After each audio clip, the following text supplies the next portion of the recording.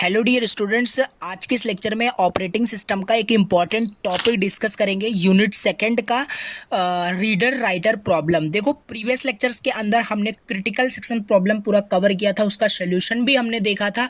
Now अभी हमारा next topic start होता है रीडर राइटर प्रॉब्लम। क्या होता है डिटेल्स समझेंगे, इसका सोल्यूशन क्या है, इसका कोड क्या है, वो समझने वाले। देखो, ये जो टॉपिक है सिलेबस में भले ही ना मेंशन किया हो, बट बहुत ज़्यादा इंपॉर्टेंट आपका ये टॉपिक है और एग्जाम में 7 मार्क्स में पूछा जाता है। बहुत ही इजी कंसेप्ट है, समझ में आपको आ जाएगा। ये मैं आपको बता रहा हूँ, अच्छे समझ में आएगा। तो चलिए स्टार्ट करते हैं, देखते हैं रीडर एंड राइटर प्रॉब्लम क्या होता है। जैसे प्रोड्यूसर कंज्यूमर प्रॉब्लम था, as it is reader writer problem होता है, बट थोड़ा सा डिफरेंट भी है।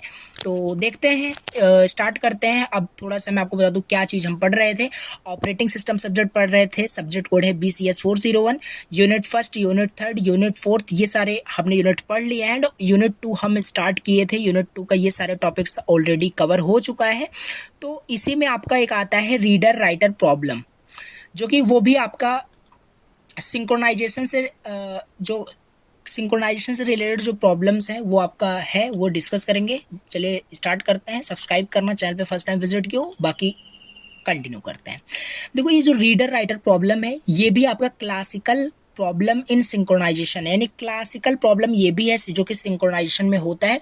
देखो, एक चीज़ मैं थोड़ा सा आपको क्लियर कर दूं जिससे कन्फ्यूज़न ना हो आपको। ये जो भी हमने यहाँ पे टॉपिक्स पढ़े, ठीक है, वो आपका चाहे म्यूचुअल एक्सक्लूजन हो, क्रिटिकल सेक्शन और डिक्कर सॉल्यूशन, ये जितने भी आपके हैं, ये सब क्या थे आपके, क्या प्रॉब्लम्स था, ठीक है। ये सिंक्रोनाइजेशन से रिलेटेड प्रॉब्लम था। मींस कि कोई दो process at the same time कुछ चीज़ें, कुछ रिसोर्सेज एक्सेस करने की कोशिश कर रहे थे, उसको हम सिंक्रोनाइज कर रहे थे, उसका सोल्यूशन देख रहे थे।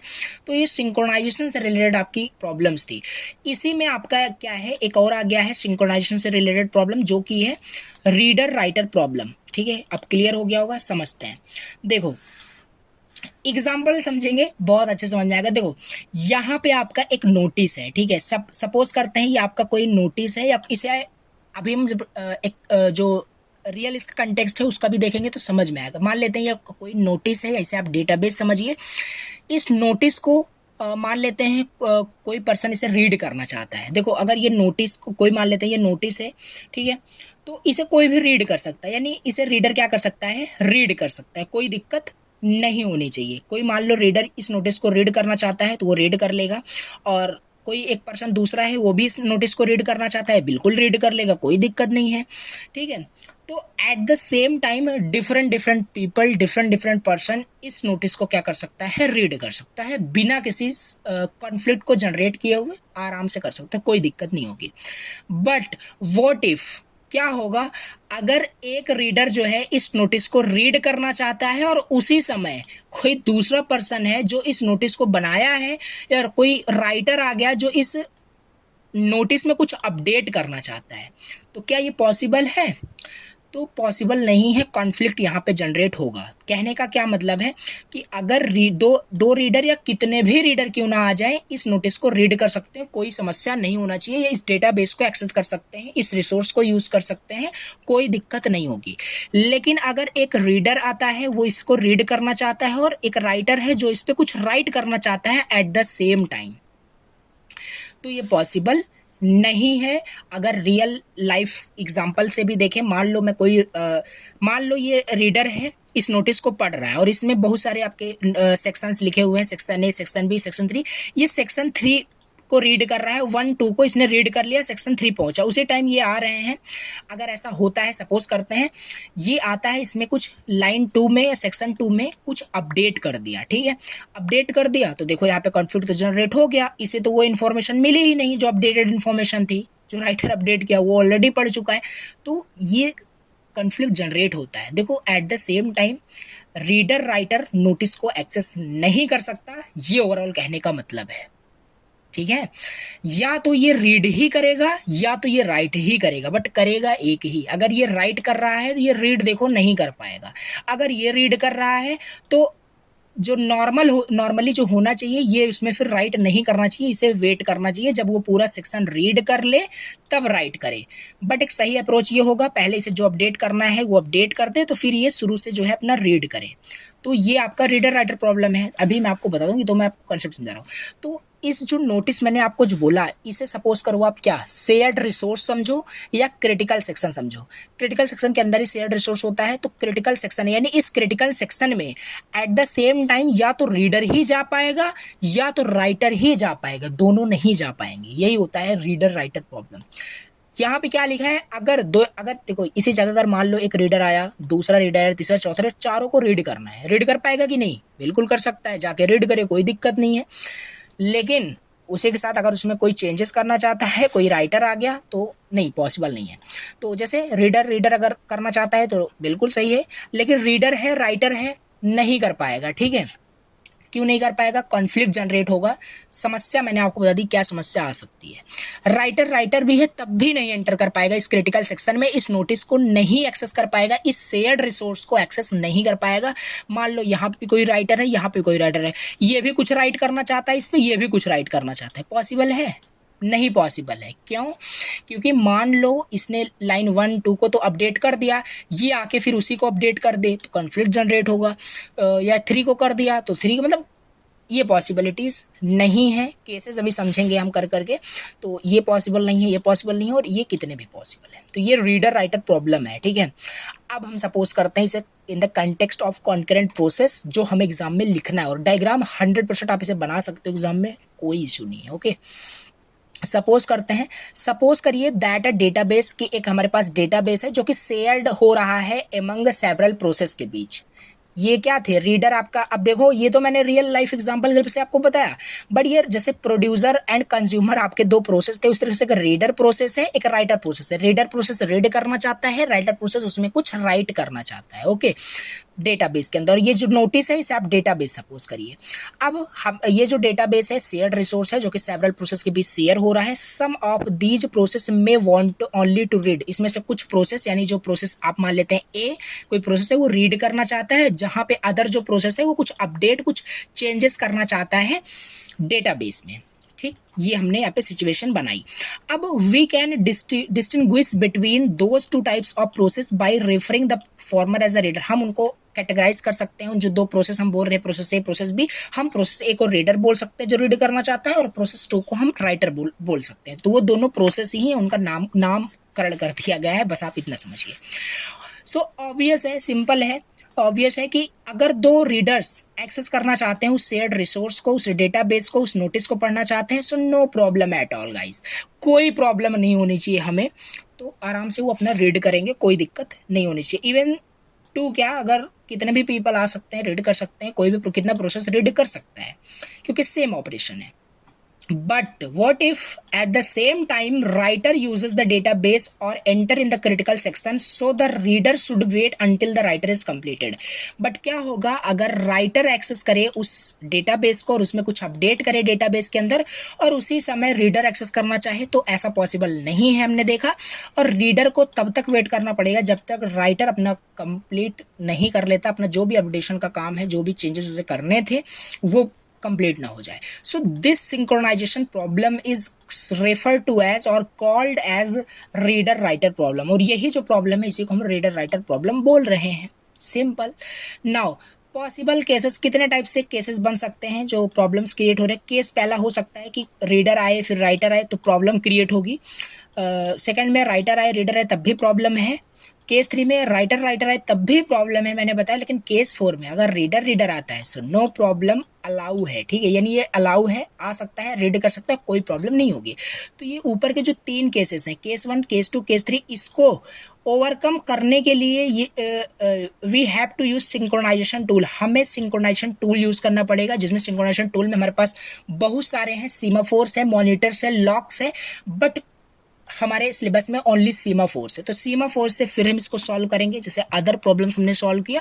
एंड सीमाफोर गाइस अब तो आपको पता हो ही गया होगा कि क्या होता है। Semaphore is like a variable, तो पता है, हमने डिस्कस किया है प्रीवियस लेक्चर में। So reader writer problem solve by semaphore का यूज करके हम सॉल्व करने वाले हैं। एंड सॉल्व करने का मतलब है उसका कोड देखेंगे और आप देखोगे, एनालाइज करोगे कि कैसे आपका प्रॉब्लम सॉल्व हो रहा है।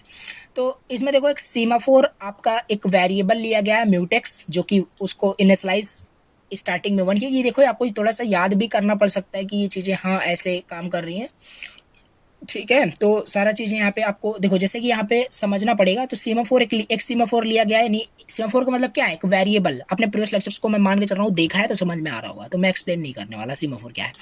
तो सीमाफोर एक वेरिएबल लिया गया म्यूटेक्स, जो कि उसकी वैल्यू 1 इनिशियलाइज की गई। एक दूसरा सीमाफोर वेरिएबल लिया गया WRT, उसकी वैल्यू 1 इनिशियलाइज की। देखो WRT क्या है, म्यूटेक्स तो आप काफ़ी टाइम से सुन रहे हो, म्यूटेक्स म्यूटेक्स। तो म्यूटेक्स भी आपका क्या है, एक सीमाफोर वेरिएबल होता है।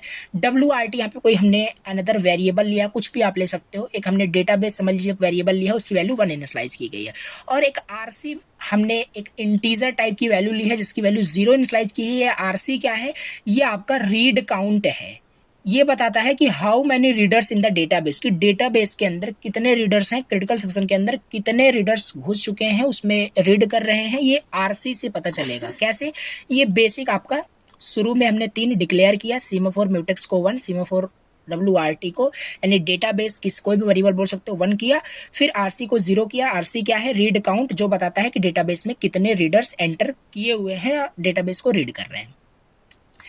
नाउ यहाँ पे जो आपका लिखा गया है, देखो यहाँ पे जो लिखा गया है, ये आपका राइटर का प्रोसेस का कोड लिखा गया है। नेक्स्ट अभी हम रीडर करते हैं। तो पहले राइटर का हम मान लेते हैं, अगर कोई राइटर आता है डेटाबेस को फर्स्ट टाइम एक्सेस करना चाहता है तो कैसे करेगा, ठीक है। तो ये स्टार्ट हुआ यहाँ पे, देखो डू करके ब्लॉक स्टार्ट हुआ। तो पहला स्टेप यहाँ पे है वेट WRT। जैसे ही राइटर अगर एंटर करता है, देखो एक कंडीशन आपका ये बन सकता है, अगर राइटर आपका एंटर कर दिया क्रिटिकल सेक्शन में, उस नोटिस को अगर राइटर ले लिया, तो कंडीशन क्या बनना चाहिए कि कोई रीडर अगर आए तो उसे एक्सेस ना मिले, उसे वेट करना चाहिए ना, कि जब तक वो अपडेट नहीं कर लेगा तो आपको नहीं मिलेगा, आप वेट करिए, ऐसा कुछ समझिए, ठीक है। तो उसकी मदद से वो सब कैसे कर सकते हैं, इसकी मदद से कर सकते हैं, जो कि सीमाफोर के अंदर हमने देखा था। पहला आपका यहाँ पे है वेट WRT की वैल्यू हम याद करिए कितना हमने सेट किया था, 1 सेट किया है, ठीक है। तो यहाँ पे वेट WRT, इसकी मदद से क्या होगा, इसकी मदद से जो आपका WRT की वैल्यू है, जो सीमाफोर की वैल्यू है, वो 0 हो जाएगी। कैसे हो जाएगी, इसका कोड मैं ऑलरेडी आपको एक्सप्लेन कर चुका हूँ सीमाफोर, इसीलिए मैं पहले इंडिविजुअल टॉपिक कवर कर देता हूँ, जिससे कि वो आपको पहले से क्लियर हो। तो सीमाफोर आई नो कि आपको क्लियर हो गया होगा। तो ये वेट S करके, देखो ये चीज़ वेट S करके, एक सेकंड में आपको दिखाई देता हूँ, ठीक है। तो ये चीज़ हमने देखी, यहाँ पे देखा था सीमाफोर, जब ये टॉपिक डिस्कस किया था प्रीवियस लेक्चर्स में, तो देखो ये बताया था कि इसमें 2 एटॉमिक ऑपरेशन होते हैं। अगर कोई वेट S मतलब यहाँ पे कोई सीमाफोर वेरिएबल हो सकता है, इसको कॉल करता है, तो वो ये कंपेयर करेगा और S की वैल्यू डिक्रीज करेगा, सिग्नल आपका ऑपरेशन होता है। तो यहाँ पे क्या हो रहा है, यहाँ पे क्या हो रहा है बताओ, यहाँ पे यही हो रहा है कि simple wait atomic operation apply हो रहा है। यहाँ पे सीमाफोर वेरिएबल कुछ भी हो सकता है, जैसे WRT यहाँ पे है, तो इसकी मदद से यहाँ पे क्या हुआ, इंटरनली वो जो है WRT की वैल्यू 0 हो गई। कैसे हो गई, इसकी हेल्प से समझो। S की वैल्यू यानी WRT की वैल्यू पहले 1 थी, 1 is less than equal to 0, condition true हो रहा है, तो S की यानी WRT की वैल्यू यहाँ पे डिक्रीज कर दो। तो डिक्रीज करके इतना समझ में आपको आ गया होगा कि ये 0 हो गया, ठीक है, यानी WRT की वैल्यू 0 हो चुकी है। अब ये क्या करेगा, 0 करने के बाद ये चला जाएगा क्रिटिकल सेक्शन में, यानी नोटिस को ले लेगा, फिर अपना जो भी उसे राइटिंग परफॉर्म करना होगा अपना परफॉर्म करेगा। परफॉर्म करने के बाद देखो, अब जैसे मैंने आपको बताया था, अगर एक बार ये जो आपका नोटिस है, अगर इसमें राइटर कुछ अपडेट कर रहा है, इसमें राइटर अगर कुछ अपडेट कर रहा है, तो अगर कोई दूसरा राइटर आता है तो क्या करेगा, राइट नहीं कर पाएगा, क्योंकि कॉन्फ्लिक्ट जनरेट होगा। तो सोचो ये अगर इसमें राइट कर रहा है, सपोज करते हैं ये राइट कर रहा है अभी भी, तो कोई दूसरा आपका राइटर आता है W2 कोई राइटर आता है, यहीं से एंटर करेगा, ठीक है। तो ये कंडीशन वो चेक करेगा, ये कंडीशन चेक करेगा, वेट 0, WRT की वैल्यू क्या है, 0 है, 1 नहीं है, ठीक है। इसीलिए वो यहाँ पे कम किया कि 0 रहेगा तो कोई एंटर नहीं कर पाएगा, 0 है तो ये 0 है आपका, तो ये चीज़ यहाँ पे आएगा। और यहाँ कंपेयर क्या होगा, S less than equal to मतलब लेस देन 0, तो अभी सीमाफोर की वैल्यू क्या है, 0 है, तो 0 लेस देन 0, कंडीशन ट्रू है कि फॉल्स है, फॉल्स है। तो यहाँ से देखो सेमीकोलन लगा हुआ है, इसी में वो आपका जो राइटर 2 है ट्रैप हो जाएगा, ठीक है, इसे अंदर जाने का चांस नहीं मिलेगा। तो इस तरीके से राइटर की प्रॉब्लम देखो यहाँ पे हमारी सॉल्व हो गई, पहली प्रॉब्लम सॉल्व हो गई, सॉरी राइटर की, ठीक है। यानी अब एक राइटर अगर अंदर है तो दूसरा राइटर नहीं जा सकता, ठीक है। लेकिन सुनो, लेकिन जैसे क्या होगा समझते हैं। लेकिन अगर जैसे ये इसको जो भी राइट इसे करना था वो राइट कर लिया, अब ये एग्जिट कर रहा है, तो इसे जाते जाते क्या करना पड़ेगा, सिग्नल को इंक्रीज करना है। ये दूसरा एटॉमिक ऑपरेशन है सीमाफोर का। इसकी मदद से जो उसने जीरो किया था वो आपका +1 हो जाएगा। कैसे हो जाएगा, इसमें इंटरनली ये लिखा है कोड जो कि ऊपर मैंने आपको दिखाया। तो इसको कॉल करेगा, इसमें एस की वैल्यू, सीमाफोर की वैल्यू इंक्रीज हो जा रही है, तो यहाँ से WRT की वैल्यू इंक्रीज होकर के 1 हो जाएगी। 1 हो जाएगी तो बिल्कुल, अगर ये 1 हो जाएगी तो ये आपका एग्जिट हो जाएगा, कोई दिक्कत नहीं है। अब कोई दूसरा अगर W2 प्रोसेस आता है तो क्या करेगा, WRT की वैल्यू अभी 1 है तो यहाँ पे आएगा, तो यहाँ पे कंडीशन आपका ट्रू हो जाएगा, ठीक है। सो आराम से क्या कर सकता है, अपना एग्जीक्यूट कर सकता है, कोई दिक्कत नहीं होगी। वो अब दोबारा फिर एंटर कर जाएगा। तो ये इस तरीके से आपका काम कर रहा है राइटर का प्रोसेस का कोड। अब सेकंड यहाँ पे देखते हैं रीडर प्रोसेस का कोड कैसे काम कर रहा है। रीडर प्रोसेस का कोड कैसे काम कर रहा है ये समझते हैं। देखो ये कैसे काम करेगा, तो यहाँ पे देखते हैं। आपका यहाँ से स्टार्ट हुआ, अब इसमें भी आपका पहला क्या है, वेट म्यूटेक्स करके। वेट म्यूटेक्स इसने किया। म्यूटेक्स की वैल्यू स्टार्टिंग में क्या है, म्यूटेक्स की वैल्यू स्टार्टिंग में 1 हमने इनिशियलाइज की हुई है, ये आपको पता है, बताया आपको, ठीक है। यहाँ पे देखो, सो वेट म्यूटेक्स की वैल्यू, सॉरी म्यूटेक्स की वैल्यू 1 है। यहाँ पे कोई भी अगर रीडर आता है तो इस पे आएगा तो म्यूटेक्स की वैल्यू 0 हो जाएगी। कैसे हो जाएगी, यहाँ की हेल्प से। ऐसे अब बार बार मैं आपको नहीं बता सकता वही चीज़ लिख करके, तो वो चीज़ आपको मैंने ऑलरेडी क्लियर किया है। तो यहाँ से इसकी हेल्प से वो म्यूटेक्स की वैल्यू 0 हो जाएगी। म्यूटेक्स की वैल्यू जैसे ही 0 हुई, समझो म्यूटेक्स की वैल्यू जैसे ही 0 हुई वो एंटर करेगा कहाँ पे, क्रिटिकल सेक्शन में एंटर करेगा। बट एंटर करने से पहले क्या करेगा, वो रीड काउंट को इंक्रीज करेगा, क्योंकि वो रीड करने के लिए आया है। एंड शुरुआत में हमने क्या बनाया है, रीड काउंट को 0 कर दिया है। यानी कोई भी रीडर अभी रीड नहीं करना चाहता इस नोटिस को, इस डेटाबेस को। बट ये जो रीडर आया है यहाँ पे जो देखो एंटर कर रहा है, ये रीड करना चाहता है, तभी तो ये एग्जीक्यूट हो रहा है। तो ये रीडर काउंट की वैल्यू को इंक्रीज करके 1 कर देगा, क्योंकि ये खुद एक रीडर है जो रीड करने आया है। ठीक, इतना क्लियर हो गया होगा। फिर सेकंड में क्या लिखा है, इफ RC इज इक्वल 1। क्या रीडर काउंट की वैल्यू 1 है, कहने का मतलब क्या ये जो प्रोसेस आ रहा है रीड करने के लिए पहला प्रोसेस है कि नहीं।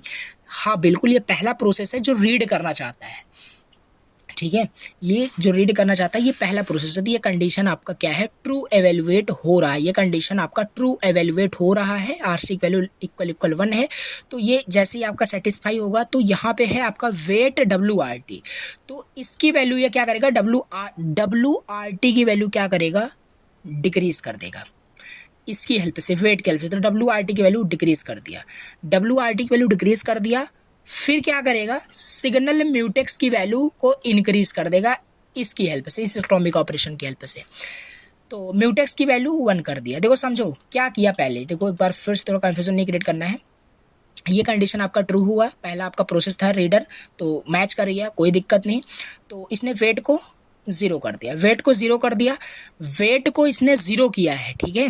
और शुरुआत में ये जब आया था तो ये म्यूटेक्स को क्या किया था, 0 कर दिया था। म्यूटेक्स को 0 इसलिए कर दिया था कि मैं अभी अंदर जा चुका हूं, तो कोई दूसरा अगर रीडर R2 आता है तो यहीं पे उसे फंसा लिया जाएगा, क्योंकि यहीं पे चेक करेगा, उसे 0 मिल जाएगा तो वो बाहर अंदर नहीं आ पाएगा, ठीक है। अंदर क्या करेगा, नहीं आ पाएगा, इसलिए उसने पहले इसकी वैल्यू 0 की। लेकिन अब इसी की वैल्यू वो क्या कर रहा है, 1 कर रहा है। यहाँ पे देखो इसकी हेल्प से सिग्नल म्यूटेक्स, यानी म्यूटेक्स की वैल्यू पहले 0 थी, 0 से अब यहाँ पे 1 हो गया है। इससे क्या, क्यों 1 हो गया, अब क्योंकि वो रीडिंग परफॉर्म कर रहा है, ठीक है। रीडिंग परफॉर्म कर रहा है, रीडिंग परफॉर्म करने के बाद अब देखो क्या होगा, समझिए। म्यूटेक्स की वैल्यू यहाँ पे 1 इंक्रीज कर दिया, म्यूटेक्स की वैल्यू यहाँ पे इंक्रीज कर दिया था। अब रीडिंग उसने वो परफॉर्म कर रहा है, कोई भी जो रीडर है। उसके बाद वेट म्यूटेक्स की वैल्यू को फिर से क्या किया, डिक्रीज कर दिया। वेट म्यूटेक्स की वैल्यू को फिर से डिक्रीज कर दिया एंड RC की वैल्यू को डिक्रीज कर दिया। यानी कहने का मतलब है अब ये एग्जिट करने जा रहा है, ठीक है। एग्जिट करने जा रहा है मीन्स कि यहाँ पे म्यूटेक्स की वैल्यू को डिक्रीज किया और रीड काउंट की वैल्यू डिक्रीज कर दिया। 1 था रीड काउंट की वैल्यू, तो अब रीड काउंट की वैल्यू क्या हुआ, रीड काउंट की वैल्यू अब 0 हो गया। यानी अब कोई भी रीडर नहीं है, अब वो जा रहा है। जब वो था तो एक रीडर था, RC की वैल्यू 1 थी, अब जा रहा है तो रीडर काउंट की वैल्यू 0 है। तो यहाँ से वो एग्जिट किया। अब यहाँ से चेक कर रहा है क्या रीडर जो काउंट है वो ज़ीरो तो नहीं है, मतलब क्या अब कोई रीडर नहीं बचा है, उसमें रीडर प्रोसेस नहीं बचा है उस डेटाबेस में रीड करने के लिए। अगर हाँ ये ट्रू है और सेटिस्फाई बिल्कुल हो रहा है, क्योंकि ये लास्ट प्रोसेस था, फर्स्ट भी था और लास्ट भी था जो रीड कर रहा था। रीड किया, काम किया, आरसी वैल्यू जीरो हो गया, सिग्नल WRT, तो WRT की वैल्यू 1 कर देगा। WRT जो यहाँ पे आपका देखो, जो WRT की वैल्यू जीरो हुआ था वो क्या हुआ आपका 1 हो गया। ये WRT जो है ना ये राइटर के लिए यूज़ हो रहा है, आप समझना। तो जब ये रीड कर रहा था, जब ये रीड यहाँ पे कर रहा था, तो इसने WRT की वैल्यू राइटर वाला जो है वो जीरो किया था कि कोई राइटर ना एंटर कर पाए, और रीडर के लिए तो ऊपर ही काम कर दिया था, रीडर ना एंटर कर पाए। तो रीडर राइटर दोनों के लिए इसने ब्लॉक कर दिया क्योंकि वो रीड कर रहा है, ठीक है। लेकिन रीडर के लिए बाद में इनेबल भी कर दिया था, क्योंकि रीडर में प्रॉब्लम नहीं है, हमने आपको बताया था रीडर में प्रॉब्लम नहीं है, राइटर रीडर में, रीडर राइटर में, और राइटर में प्रॉब्लम था। तो यहाँ पे पहले इसे बाद में उसने क्या किया, रीडर के लिए अलाउ भी कर दिया, बट राइटर के लिए कब अलाउ किया, जब उसने अपना काम कर लिया, पढ़ लिया, देन उसके बाद क्या किया, एग्जिट करने लगा, आरसी की वैल्यू डिक्रीज किया कि अब वो प्रोसेस आपका आउट हो रहा है, एग्जिट हो रहा है, आरसी की वैल्यू जीरो हुआ, तो सिग्नल WRT कर दिया, यानी अब कोई राइटर उसमें क्या है आके राइट कर सकता है। और सिग्नल म्यूटेक्स कर दिया। सिग्नल म्यूटेक्स का मतलब क्या है, म्यूटेक्स की वैल्यू क्या थी, म्यूटेक्स की वैल्यू यहाँ से वो ज़ीरो किया था। ज़ीरो करने का क्या मतलब है कि इसका मतलब क्या है, म्यूटेक्स 1 करने का क्या मतलब है कि वो जो एग्जिट कर रहा था, मतलब देखो थोड़ा सा कन्फ्यूज़न बिल्कुल क्रिएट हो रहा होगा, प्रोग्रामिंग अब ड्राई रन आप खुद करोगे तभी समझ में आएगा। सो एक बार फिर से समझते हैं। देखो एक आपका रीडर था R1 जो रीड करना चाहता है उस डेटाबेस को, तो यहाँ पे आया, इसमें वो क्या किया, म्यूटेक्स की वैल्यू को ज़ीरो कर दिया। करते ही, और ये कैसे करेगा पता है आपको, फिर आते आते, क्योंकि वो रीडर फर्स्ट रीडर है, क्योंकि डेटाबेस में भी कोई रीडर प्रोसेस नहीं था, तो वो पहला रीडर था, तो आरसी की वैल्यू वो इंक्रीज करके कर देगा 1, क्योंकि रीडर काउंट की वैल्यू 1 हो गई कि हाँ वो रीडर है, पहला रीडर है और पहला आपका इंडिकेट कर रहा है। अगर रीडर काउंट की वैल्यू अगर 1 होती है तो वेट WRT मीन्स कि जो WRT की वैल्यू है वो ज़ीरो हो जाएगी, यानी अब कोई राइटर यहाँ पे एंटर नहीं कर पाएगा, ठीक है, कोई राइटर जो है एंटर नहीं कर पाएगा क्योंकि WRT की वैल्यू ज़ीरो हो गई है। लेकिन उसके बाद सिग्नल म्यूटेक्स को बढ़ा दिया। ये आते आते क्या किया था, जब आया था तो इसने म्यूटेक्स वैल्यू डिक्रीज कर दिया था कि कोई अदर रीडर अभी ना आ पाए, ठीक है, जब तक रीड काउंट की वैल्यू बढ़े ना। तो जैसी रीड काउंट की वैल्यू उसने बढ़ाई, ये आपका मैच किया, उसने फिर से इसको इनेबल कर दिया कि कोई भी रीडर आ सकता है लेकिन राइटर नहीं आ सकता। रीडर तो आ सकता है, रीडर रीड भी कर सकता है, कोई दिक्कत नहीं है, बट राइटर नहीं आ सकता, ठीक है। तो वो अपना रीडिंग यहाँ पे परफॉर्म किया, फिर यहाँ पे क्या किया, एग्जिट करने के लिए फिर यहाँ पे वेट म्यूटेक्स कर दिया, वेट म्यूटेक्स को ज़ीरो कर दिया। वेट म्यूटेक्स को ज़ीरो करने का क्या मतलब है, यहाँ से जो वो म्यूटेक्स को इनेबल किया था कि कोई भी रीडर वो आ सकता है, रीड कर सकता है, तो उसने यहाँ पे म्यूटेक्स की वैल्यू को डिक्रीज कर दिया, वेट म्यूटेक्स ज़ीरो कर दिया एंड आरसी की वैल्यू को ज़ीरो कर दिया। यानी कि अब ये जो प्रोसेस है वो एग्जिट कर रहा है और आरसी की वैल्यू यहाँ पे 1 था तो आरसी की वैल्यू अभी ज़ीरो हो जाएगी। यहाँ पे आरसी की वैल्यू ज़ीरो हो गई और आरसी यहाँ मैच किया गया, रीड काउंट की वैल्यू अगर ज़ीरो है तो सिग्नल WRT कर दो। सिग्नल WRT का मतलब है जो WRT राइटर को रोका गया था कि अब राइट नहीं कर सकता, वो आके राइट कर सकता है WRT, ठीक है। 1 हो गया, कोई भी आ सकता है, रीड कर सकता, राइट कर सकता है, क्योंकि वो अब एग्जिट कर चुका है, रीडर अब रीड नहीं कर रहा है। एंड सिग्नल म्यूटेक्स कर दिया, म्यूटेक्स की वैल्यू को फिर से 1 कर दिया। सो एंड ये था आपका कोड। देखो मैं आपको बता दूं, आई नो आपको राइटर का प्रोसेस समझ में आया होगा एंड ये रीडर का प्रोसेस समझ में मान के चलता हूँ नहीं आया होगा, ठीक है। तो आपको करना क्या है, आपको इसको नोट्स को लेना है, ड्राई रन करना है, एक एक कोड, एक एक लाइन आपको ड्राई रन करना है, और जो कंसेप्ट यहाँ पे बताया कि एक आ सकता है तो ये नहीं आ सकता, क्यों नहीं आ सकता, कॉन्फ्लिक्ट जनरेट होगा, वही चीज़ इंप्लीमेंट करना, और ये 100% समझ में आ जाएगा। ईजी लैंग्वेज में लिखा है, और बुक्स में तो और भी कॉम्प्लेक्स लिखा हुआ है, अलग अलग वेरिएबल्स लेके बहुत बड़े लाइन ऑफ कोड में लिखा है। तो ये ईजीएस्ट वे है, तो इसे लाइन टू लाइन आप समझना एक एक कोड्स को, ठीक है। तो पता है डिफरेंट जगह यहाँ पे 1 हो रहा है फिर 0 हो रहा है, तो मैं आपको जितना ट्राई आउट हो सका उतना मैंने आपको समझाया कि क्यों हुआ। तो एक बार फिर से आप पीछे करके लेक्चर्स को देख सकते हैं, डाउट हो तो प्लीज़ एक बार खुद जब तक इसे ड्राई रन नहीं करोगे नहीं समझ में आएगा। कोडिंग में ऐसे ही होता है, ये कोड है, ठीक है, थ्योरी होता है। मैं आपको कंसेप्ट तो समझा दिया, और इसको समझने के लिए आपको खुद ड्राई रन करना पड़ेगा। तो ये हो गया आपका रीडर राइटर प्रॉब्लम, हमने देखा, जो कि इंपॉर्टेंट क्वेश्चन है, इसे स्किप नहीं कर सकते, इंपॉर्टेंट क्वेश्चन है, इसलिए मैंने इसे कवर कर दिया। नेक्स्ट लेक्चर के अंदर हम क्या डिस्कस करेंगे मैं आपको बता देता हूँ। देखो, यूनिट 2 था। नेक्स्ट लेक्चर के अंदर हम डिस्कस करेंगे classical problem in concurrency, dining philosopher problem discuss करेंगे। दैट इज़ वेरी इंटरेस्टिंग, बहुत मज़ेदार आपका ये टॉपिक है। एक तरीके से बहुत मज़ा आने वाला है इस टॉपिक को पढ़ने में। डाइनिंग फिलोसफर प्रॉब्लम अच्छे से समझेंगे भी कंसेप्ट को, और इसका सॉल्यूशन भी देखेंगे। चलिए मिलते हैं नेक्स्ट लेक्चर के अंदर। Thank you so much for watching the lecture. मिलते हैं नेक्स्ट लेक्चर के अंदर।